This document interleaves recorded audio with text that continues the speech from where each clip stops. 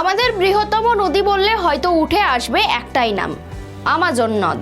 আর তবে সেই আমাজন নদকে নিয়েই যদি ঘনিয়ে আসে মহাবিপদ, তাহলে কি হবে? নমস্কার, দেখছেন খবর বাংলা, সঙ্গে রয়েছে আমি শ্রুতি। বিজ্ঞান ও প্রযুক্তির খবর নিয়ে জানা গিয়েছে, জলবায়ু পরিবর্তনের জেরে প্রকৃতি ধ্বংসাত্মক রূপ ধারণ করেছে আমাজন নদ। খরা এবং অনাবৃষ্টিতে শুকিয়ে কাঠ হওয়ার জোগাড় নদীর জলস্তর নেমেই চলেছে লাগাতার। আর সেই আবহে এবার পৃথিবীর বৃহত্তম নদ আমাজনকে নিয়ে ঘোর বিপদ ঘনিয়ে আসছে।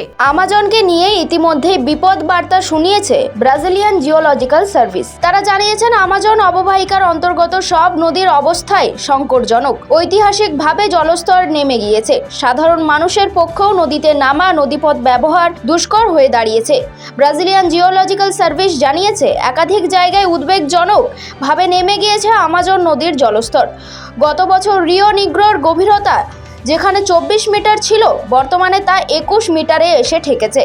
এমন পরিস্থিতিতে শিল্প সংস্থাগুলির উৎপাদনও প্রভাব পড়ছে। পণ্য সরবরাহে বাধার সম্মুখীন হচ্ছে তারা। ফলে নদীর পলি তোলার আবেদন জানাচ্ছে তারা। গত বছর একই পরিস্থিতি তৈরি হয়, তবে এমন পরিস্থিতির জন্য বিশ্ব উষ্ণায়ন এবং জলবায়ু পরিবর্তনকেই দায়ী করা হচ্ছে।